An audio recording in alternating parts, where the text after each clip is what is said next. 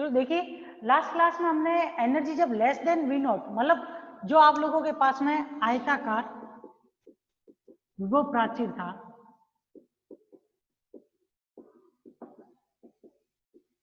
उसका first case जब energy क्या है लेस देन वी नॉट है, ठीक है। तो उस कंडीशन के अंदर हमने परावर्तन गुणांक और पारगमन गुणांक ज्ञात किया था, और साथ में मैंने आपको पारगमन गुणांक दो कंडीशन के अंदर कब कण जो है वो इस पोटेंशियल सॉरी स्टेप से क्या होगा पारगमित होगा, और कब वो इस पोटेंशियल स्टेप से पारगमित नहीं होगा, ये सब चीजें हमने पढ़ी थी, ठीक है। किस कंडीशन के अंदर जो भी कण इस के बाई तरफ से आ रहा है और इंसिडेंट होकर यहाँ से पारगमित होकर थर्ड क्षेत्र में पहुंच जाए, उसके लिए पारगमन गुणांक कौन सा यहाँ से वापस रिफ्लेक्ट बैक होता है, उन चीजों के बारे में पढ़ा था। अब जो सेकंड कंडीशन है आपकी वो क्या है, जब एनर्जी क्या है ग्रेटर देन वी नॉट है। आप लोगों को इस प्रकार से ये क्या दिया हुआ है आयताकार पोटेंशियल बैरियर दिया हुआ है, इसमें ये जो लेंथ है ये क्या है, ये जो पोटेंशियल फील्ड है उसका मान क्या है v बराबर वी नॉट। अब आपके पास कंडीशन क्या है, जब एनर्जी क्या है ग्रेटर देन है वी नॉट, ठीक है। ये फर्स्ट फील्ड, ये सेकंड फील्ड और ये थर्ड फील्ड, ठीक है। इन दोनों की तो इक्वेशन तो कोई चेंज होगी नहीं, क्योंकि इनके ऊपर तो कोई इफेक्ट नहीं पड़ने वाला है, ठीक है, क्योंकि दोनों तरफ आप देखोगे तो फर्स्ट और थर्ड के अंदर पोटेंशियल एनर्जी जीरो है। इफेक्ट सिर्फ सेकंड फील्ड के ऊपर पड़ेगा, जहां पे अब आप देखोगे तो एनर्जी ग्रेटर देन है किससे, पोटेंशियल फील्ड से। तो उस कंडीशन में पारगमन गुणांक T तथा परावर्तन गुणांक R का मान, मतलब परावर्तित होने वाले कण और पारगमित होने वाले कणों के बारे में हमको बताना है कि कणों का पारगमन होगा या कितने परसेंटेज कणों का पारगमन होगा, कितने परसेंटेज कणों का परावर्तन होगा, उसके बारे में हमें पढ़ना है। तो ठीक है, देखो जो अब ये जो कंडीशन है जब एनर्जी क्या है ग्रेटर देन है वी नॉट से, तो उस कंडीशन के अंदर हम लोगों को अब क्या करना पड़ेगा, ई ग्रेटर देन वी नॉट वाली कंडीशन के अंदर साइन सेकंड, क्योंकि मेनली इफेक्ट जो वेव फंक्शन के ऊपर पड़ेगा ओनली फॉर सेकंड फील्ड वाले के ऊपर पड़ेगा। तो देखो इस स्थिति में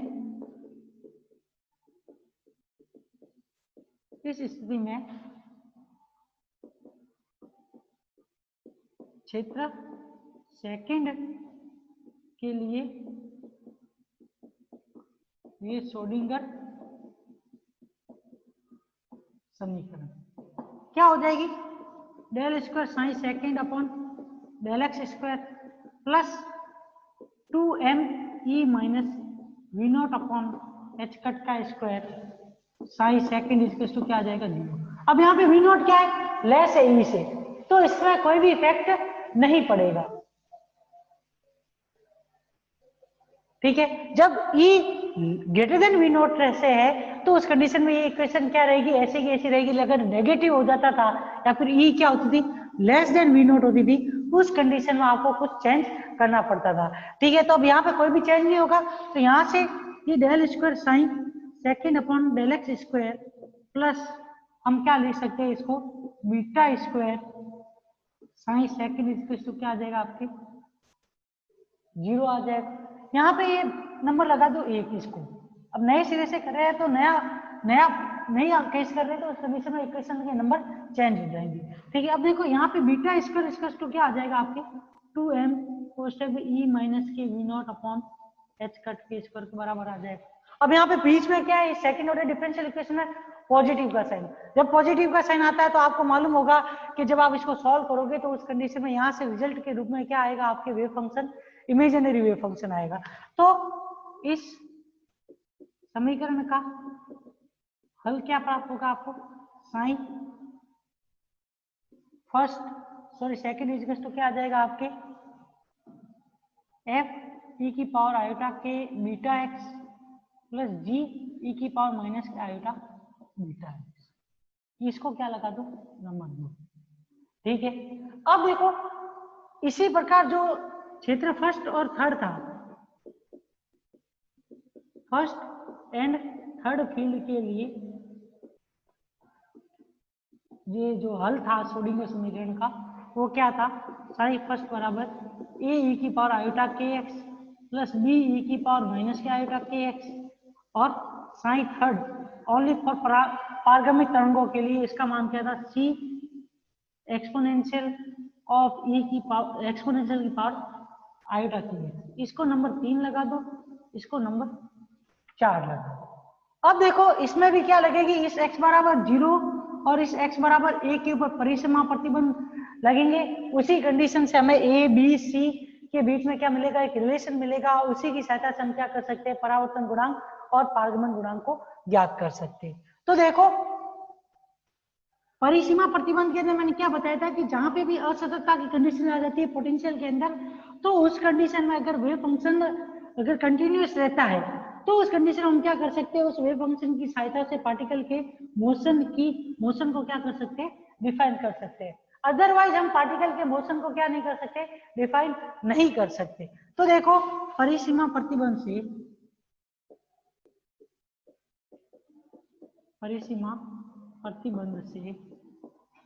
x बराबर 0 पे क्या होगा, आपके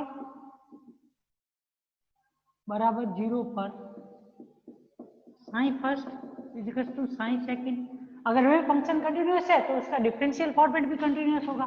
तो del sign first upon del x equal to del sign second upon del x. इसको नंबर क्या लगा देते हैं। अब क्या करेंगे, इक्वेशन नंबर 2, 3 एंड 5 से x बराबर 0 पे क्या है आपके, साइन फर्स्ट इक्वल टू क्या है, साइन सेकंड है। जब psi first equal to psi second है तो वैल्यू क्या आ जाएगी आपके, a e की power iota k 0 k into 0 b e की पावर माइनस के iota k into 0 equal to क्या आ जाएगा आपके f e की पावर माइनस के आयोटा बीटा प्लस के iota beta into 0 g e की पावर माइनस के आयोटा बीटा इंटू 0। तो यहाँ से a plus B equal to F plus G. ये नंबर क्या हो गया आपके, नंबर 6। ठीक है, अब पुनः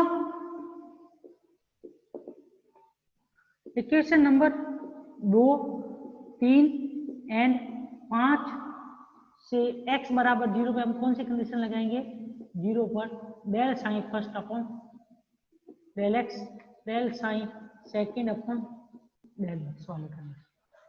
ठीक है, अब देखो यहाँ से del sign first upon del x बराबर del sign second upon del x वाली कंडीशन लगाएंगे तो उस कंडीशन में उनका डिफरेंशिएशन आएगा। तो आगे क्या आ जाएगा, आयोटा के ए ई की पावर आयोटा के 0 माइनस आयोटा के बी ई की पावर माइनस के आयोटा के 0 बराबर आयोटा बीटा एफ ई की पावर आयोटा प्लस के iota beta 0 minus iota beta G e की पावर माइनस का आयोटा बीटा 0। तो यहाँ से ये वैल्यू आयोटा के कोष्टक में क्या आ जाएगा, ए माइनस बी बराबर आयोटा बीटा क्या आ जाएगा, एफ माइनस जी। ये वैल्यू आ गई एफ माइनस जी। अब यहां पर ये क्या आ जाएगा, के कोष्टक में ए माइनस बी इक्वल टू क्या आ जाएगा आपके बीटा कोष्टक में एफ माइनस जी। इसको क्या नंबर लगा देते हैं, नंबर 7। अब देखो, अब रिलेशन किस किस के बीच में, बी और ए के बीच में रिलेशन भी ज्ञात करना है। तो सबसे पहले हम यहाँ से क्या कर लेते हैं, बी और ए के बीच में क्या करते हैं, रिलेशन ज्ञात कर लेते हैं। वो रिलेशन क्या आएगा वो पता कर लेते हैं। उसके बाद हम सी और ए के बीच में भी रिलेशन ज्ञात कर लेंगे और जी और एफ के बीच में भी रिलेशन ज्ञात कर लेंगे। तो अब क्या करते हैं, इक्वेशन नंबर 6 को क्या करने पे, ए से गुणा कर क्या करने पे इक्वेशन नंबर 7 में जोड़ने को,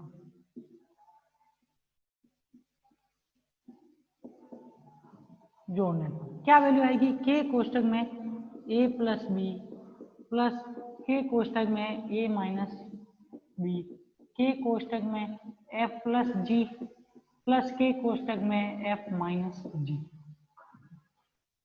तो 2 KA इक्वल टू क्या आ जाएगा आपके K plus beta F plus K minus beta G।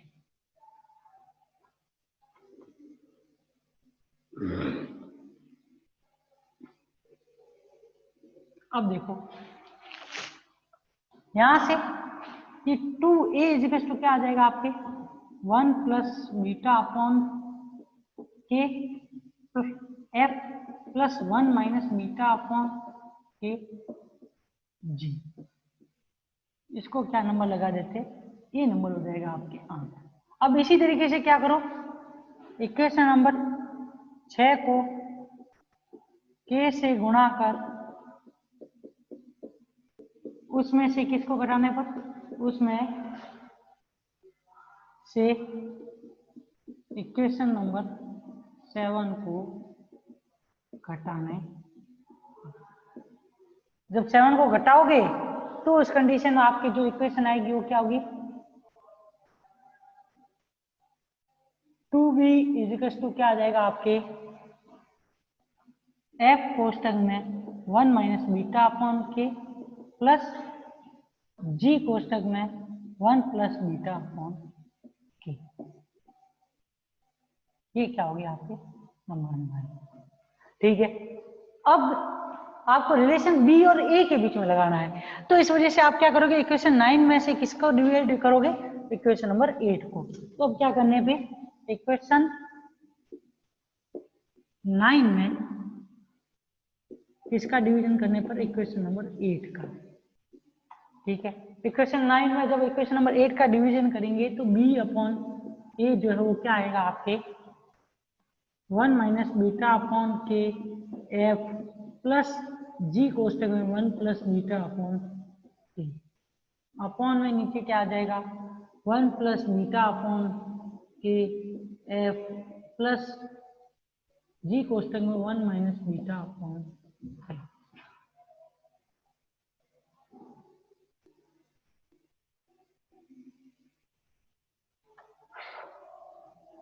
तो ये आगे b अपॉन ए किसके बराबर आप लिख सकते हो इसको k minus beta F plus k plus beta G upon k plus beta F plus k minus beta जी।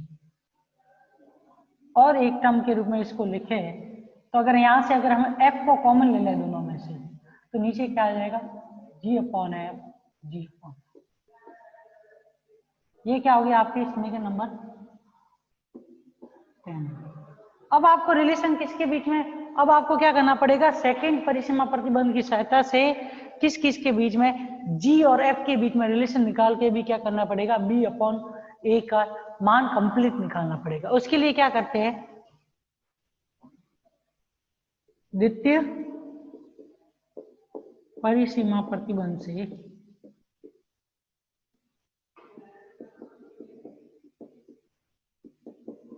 x बराबर a पर क्या होगा डेल साइन सेकंड किसके बराबर होना चाहिए, साइन थर्ड के। मतलब वेव फंक्शन कैसा होना चाहिए, कंटिन्यूअस। वेव फंक्शन कंटिन्यूअस है तो उस कंडीशन में del sign second upon del x इसके क्या होगा del sine third upon del x होगा। Question number 11। ठीक है, अब क्या करें, इक्वेशन नंबर 3 और 4 का यूज करते हुए, sorry equation number second four and 11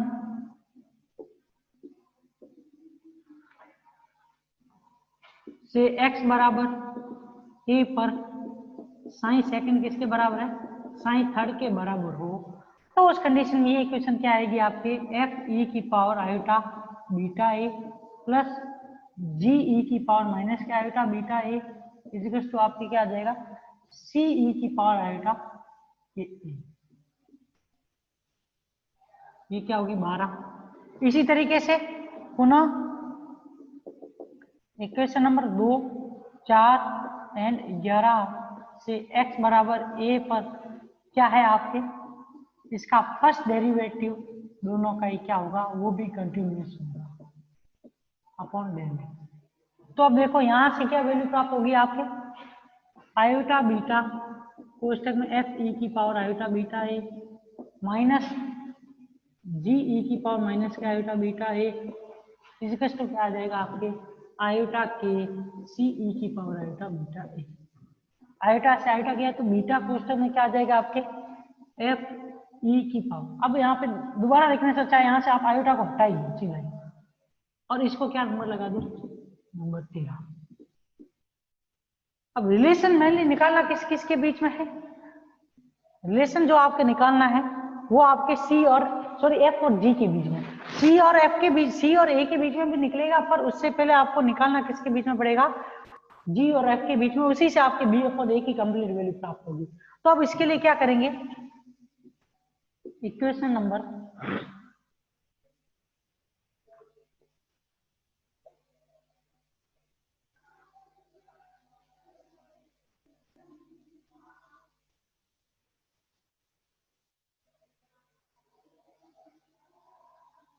equation number 13 में किसका डिवीजन करेंगे, इक्वेशन नंबर 12 का। जब इक्वेशन नंबर 13 में इक्वेशन नंबर 12 का डिवीजन करोगे तो उस कंडीशन में देखो क्या आएगा आपके, इसमें इसका डिवीजन किया तो क्या आया, के इजिकल्स टू क्या आ जाएगा आपके,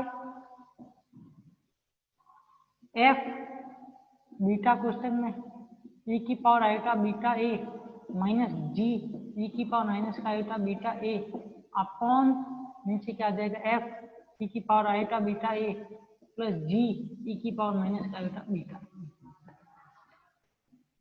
ठीक है, फिर से इसके अंदर के कोष्टक में क्या आ जाएगा आपके, एफ ई की पावर आयोटा बीटा ए प्लस जी ई की पावर माइनस का iota beta a equals to आपके क्या आ जाएगा, के बाद में आपके आएगा यहाँ पर बीटा एफ ई की power iota beta a minus G e की पावर माइनस का आयोटा बीटा ए। तो यहाँ से ये वैल्यू जो है आपके, ये के प्लस बीटा कोष्टक में क्या आ जाएगा, जी ई की पावर आयोटा बीटा ए, इसका माइनस का के माइनस बीटा, या फिर आप ये कह सकते हो यहाँ पे बीटा माइनस के, क्योंकि तो बीटा पॉजिटिव का ये वाला उधर जाएगा तो नेगेटिव में आ जाएगा के, तो यहाँ पे क्या आ जाएगा बीटा माइनस के एफ ई की पावर आएगा बीटा ए। तो ये जी अपॉन एफ इजिकल्स टू क्या आ जाएगा आपके, beta minus K upon beta plus के इंटू ई की पावर 2 आयोटा बीटा। ये क्या होगी नंबर 14। अब देखो इस इक्वेशन नंबर 14 में ये जी अपॉन एफ का जो मान आया है, इस मान को किस समीकरण में रखोगे,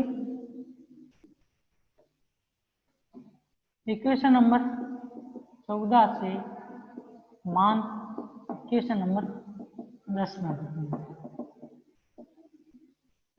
जब इक्वेशन नंबर 14 से मान इक्वेशन नंबर 10 में रखोगे तो ये B upon A is to आपके क्या आ जाएगा, K minus beta plus beta minus K upon के प्लस बीटा और के प्लस बीटा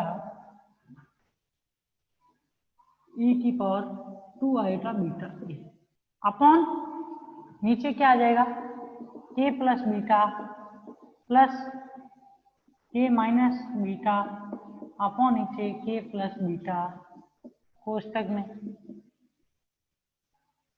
तो यहाँ पे बीटा माइनस के है, के माइनस बीटा ई की पावर 2 आयोटा बीटा ए। तो ये B upon A equals to क्या होगा, K minus beta K plus beta plus beta minus K plus beta ए की पावर 2 आयोटा बीटा ए, के प्लस बीटा और K plus beta plus beta minus के और के माइनस बीटा e की power 2 iota beta ये आ गया। अब देखो ये सेम इक्वेशन आप देखोगे तो लास्ट में हमने जो लास्ट क्लास के अंदर जो e less than V naught था उसके लिए भी इस डेरिवेशन को आगे क्या किया था, सॉल्व किया था। और आपके जो दो टर्म्स आई थी वो किसके रूप में आई थी, साइन हाइपरबोलिक के रूप में। और साइन हाइपरबोलिक जो था वो पॉजिटिव टर्म्स के लिए था, मतलब एक्सपोनेंशियल के अंदर पावर अगर आपके पास में कैसी है, पॉजिटिव के रूप में है, या फिर इमेजिनरी एक्सपोनेंशियल की पावर नहीं है तो उस कंडीशन में वो आएगा। पर यहाँ पे आप देखोगे तो पीछे आपके किसके रूप में, इमेजिनरी वर्ल्ड के रूप, इमेजिनरी के रूप में। तो साइन एक्स बराबर क्या होता है, e की पावर आयोटा एक्स, e की पावर माइनस का आयोटा एक्स अपॉन 2। तो ये 2 साइन एक्स बराबर क्या आ जाएगा आपके, e की power iota x minus 1 upon e की पावर आयोटा एक्स। तो ये 2 साइन एक्स कोष्ट में क्या आ जाएगा, e की power iota x equals to क्या आ जाएगा, e की पावर 2 आयोटा एक्स। ये वैल्यू आएगी माइनस के 1। ऐसी की ऐसी 2 कॉस एक्स e की पावर आयोटा एक्स के लिए क्या वैल्यू आएगी, e की पावर 2 आयोटा एक्स प्लस 1। तो इस कंडीशन में इस समीकरण को क्या करने पे, आगे हल करने पे आपको कैसी इक्वेशन प्राप्त होगी,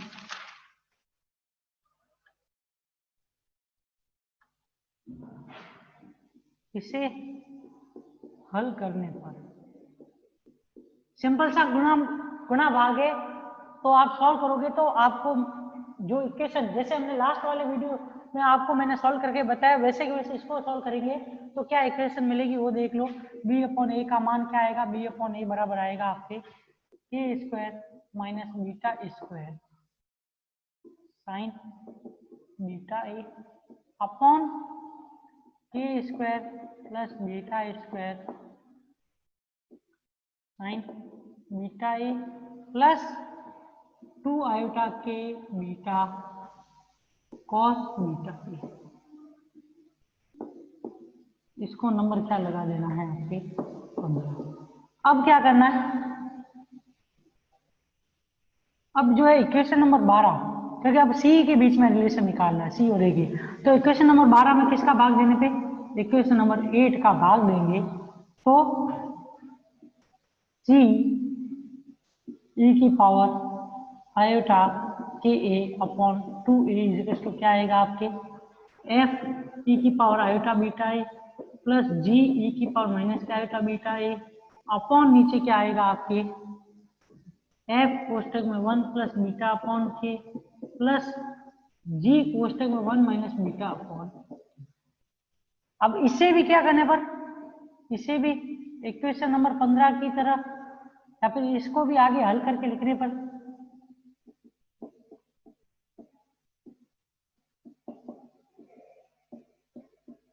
क्योंकि इस टाइप का सॉल्यूशन जो है हमने जो है ई लेस देन वी नॉट के अंदर कैलकुलेशन में कर लिया है, तो मैं दोबारा इसकी कैलकुलेशन नहीं बताऊंगा, लेकिन सेम वैसी की वैसी कैलकुलेशन है, आप करके देखोगे तो भी यही के यही आंसर आएंगे। तो अब देखो यहां से क्या आंसर आएगा आपके, इसका सी अपॉन ए का, सी अपॉन ए जो है आपके किसके बराबर आ जाएगा 2 आयोटा बीटा के एक्सपोनेंशियल की पावर माइनस का आयोटा के ए अपॉन के प्लस बीटा का whole square sine beta A plus 2 iota beta K cos beta A. और ये नंबर क्या हो जाएगी,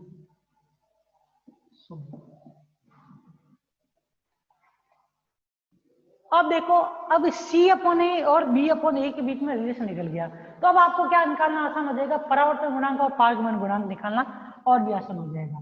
देखो परावर्तन गुणांक तो क्या होगा आपके, परावर्तित तरंग और आपतित तरंग के कारण R बराबर क्या होता है जे आर अपॉन जे आई। तो यहाँ से ये वैल्यू जो आएगी वो आपकी क्या आएगी V मोड ऑफ B का square upon V mode of A का होल स्क्वायर, जो कि किसके B अपॉन A के मोड के होल स्क्वायर के बराबर होगा। अब देखो यहाँ पे एक लास्ट क्लास में थोड़ी सी मिस्टेक हो गई थी, तो आपको ध्यान रखना है कि मोड ऑफ B का होल स्क्वायर जो होता है उसमें कभी भी आप B अपॉन A और बी अपॉन ए स्टार के रूप में नहीं लिखोगे इसके अंदर, क्योंकि वो यूज जो होता है वो आपके इस वाले में अभी तो नहीं है, पर आगे जब आप पढ़ोगे तो उस कंडीशन में इसका यूज होगा, लेकिन अभी इसमें यूज नहीं है, क्योंकि मैंने बुक में भी एक बार चेक किया था, तो उस कंडीशन में भी आपके सीधा बी अपॉन ए का जो वैल्यू उसी का होल स्क्वायर किया है। लेकिन रियलिटी में होता तो ये मोड ऑफ बी का अपॉन ए का होल स्क्वायर इस प्रकार से लिखा जाता है, पर अभी इसमें यूज नहीं किया गया, तो आपको इसका इसमें यूज नहीं करना है। ठीक है, तो अब देखो सीधा ही बी अपॉन ए का इसके अंदर क्या कर दे, इक्वेशन नंबर 15 से मान रख के हल करें। इसमें क्या करेंगे, इक्वेशन नंबर 15 से मान रखकर हल करने पर आपको जो वैल्यू प्राप्त होगी आर की, वो क्या होगी, आर बराबर 1 प्लस फॉर ई कोष्टक में e minus V naught upon V naught का स्क्वायर साइन स्क्वायर बीटा ए की पावर माइनस के 1। ये क्या हो जाएगा आपके नंबर 17। अब इसी तरीके से क्या करोगे, पारगमन गुणांक टी का मान क्या होता है, J T upon J I is equal to क्या होता है आपके वी ऑफ सी का whole square V of A का होल स्क्वायर बराबर सी ऑफ ए का होल स्क्वायर। अब इक्वेशन नंबर 16 से मान रख के इसको सॉल्व करोगे, 16 से मान रखकर हल करना, क्योंकि कैलकुलेशन इसकी काफी डिफिकल्ट है, तो आपको ये जो लास्ट में इक्वेशन रखनी है याद, ये जो आ रही है इनको आपको रटना ही पड़ेगा, क्योंकि इसके सिवाय इसका कोई है नहीं। क्योंकि आप अगर इनकी कैलकुलेशन करोगे तो एक से भी ज्यादा पेज भरिएगा, एक या दो पेजों के अंदर इनकी कैलकुलेशन कंप्लीट होगी। इसलिए आप देखोगे बुक में डायरेक्ट लिखा हुआ है, इसलिए आपको इन इक्वेशन को क्या करना है, रटना ही पड़ेगा। वैसे इसके ऊपर अभी तक क्वेश्चन काफी कम बार पूछा गया, लेकिन अगर पूछता है तो उस कंडीशन में एक ही कंडीशन पूछेगा, और अगर हो तो इसको अगर सही ढंग से याद हो तो इसको कंप्लीट कर लेना, नहीं तो अदरवाइज और भी आप लोगों के पास में टोटल 5 क्वेश्चन होंगे, उसमें से कोई और भी जो आपको आता हो वो कर लेना। क्यों, क्योंकि ये काफी डिफिकल्ट है, क्योंकि आपको एक तो 2 पेज का डेरिवेशन करने के बाद में कुछ इक्वेशंस याद रखनी पड़ेगी, और आपको मैं समझाने के तरीके से बता दूं कि कैलकुलेशन अच्छी है तब तो ये निकल जाएगा, लेकिन आपको ये ध्यान रखना है कि जो मेनली आपकी इक्वेशन निकल जाती है उसके बाद में ये वैल्यू तो आपको याद करनी पड़ेगी इस वाले विभव सीडी के लिए। आयताकार विभव प्राचीर के लिए तो आपको परावर्तन गुणांक और पारगमन गुणांक की इक्वेशन याद ही करनी पड़ेगी, इसके सिवाय इसका कोई और चांस नहीं है। ठीक है ना, और अगर कैलकुलेशन करने बैठोगे तो करीबन 2 पेज भर जाएंगे। तो देखो अगर इसको सीधा सॉल्व करके लिखेंगे तो ये टी बराबर क्या आएगा आपके 1 प्लस वी नॉट का स्क्वायर साइन स्क्वायर बीटा ए अपॉन फॉर ई कोष्टक में ई माइनस वी नॉट का इनवर्स। ये क्या हो गया आपके इक्वेशन नंबर 18। और अगर हम इक्वेशन नंबर 17 और 18 को जोड़ेंगे तो equation number 17 plus equation number 18 को आप जोड़ोगे तो ये r प्लस टी किसके बराबर आएगा 1 के। यहाँ से t का मान क्या हो जाता है 1 माइनस r। तो देखो जब आपके पास में एनर्जी क्या है, पोटेंशियल स्टेप से ज्यादा है, तब भी आपके पास में क्या है, कुछ ना कुछ परावर्तन गुणांक का मान प्राप्त हो रहा है। तो इसका मतलब ये हो गया कि 100% तो पार्टिकल का जब भी एनर्जी अगर पार्टिकल का वास्ते पोटेंशियल वेट से अधिक है तो उस कंडीशन में भी कभी भी 100% पार्टिकल का क्या नहीं होगा, आपके पारगमन नहीं होगा। लेकिन आप क्वांटम मैकेनिकली देखोगे तो सॉरी क्लासिकली जब एनर्जी ई ग्रेटर देन है वी नॉट से, तो क्लासिकली हम ये कह सकते हैं कि सारे के सारे कणों का क्या हो जाना चाहिए, पारगमन होना चाहिए। पर क्वांटम मैकेनिकली कुछ ना कुछ पारगमन गुणांक का मान प्राप्त हो रहा है, इसका मतलब सारे पार्टिकल का परावर्तन नहीं होगा। इस वजह से आप देखोगे तो कि जो ये पोटेंशियल स्टेप है इसमें क्वांटम मैकेनिकली ही ज्यादातर पार्टिकल के परावर्तन और पारगमन गुणांक का अध्ययन किया जा सकता है, अदरवाइज उसका अध्ययन नहीं किया जा सकता। ठीक है, अब देखो यहां से हम क्या कह सकते हैं, अतः ई ग्रेटर देन वी नॉट की स्थिति में में पारगमन गुणांक या पारगमन गुणांक का मान क्या है, 1 से कम है,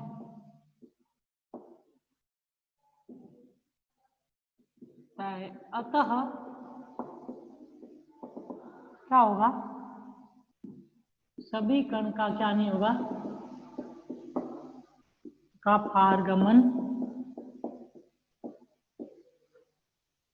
नहीं होता है। जबकि क्लासिकली इसका क्या होगा, मतलब जबकि अगर हम क्या पढ़े, क्लासिकल थ्योरी पढ़े, क्लासिकल मैकेनिकली इसको पढ़े, तो क्लासिकली थ्योरी से क्या होगा के अनुसार क्या होना चाहिए, 100% पारगमन होना चाहिए। ये आपको इसमें ध्यान रखना है।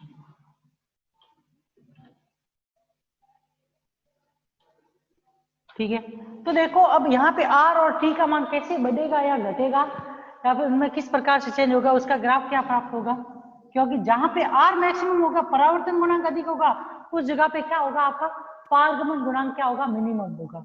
मतलब 100% परावर्तन हो रहा होगा उस समय पारगमन गुणांक का मान क्या हो जाएगा, आपके 0, और जहां पे 100% परावर्तन पारगमन हो रहा होगा वहां पे परावर्तन गुणांक का क्या हो जाएगा, मान 0 हो जाएगा। तो आर एंड टी के लिए जब हम ग्राफ खींचेंगे इसके लिए E अपॉन वी नोट के ऊपर, तो उस कंडीशन में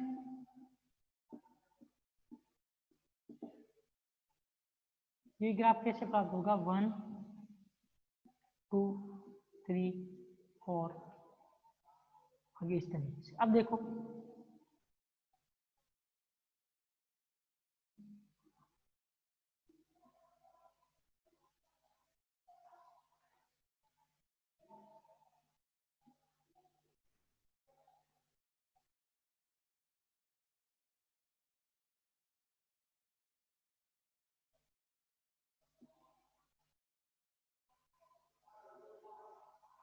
ठीक है, ये ग्राफ इस तरीके से,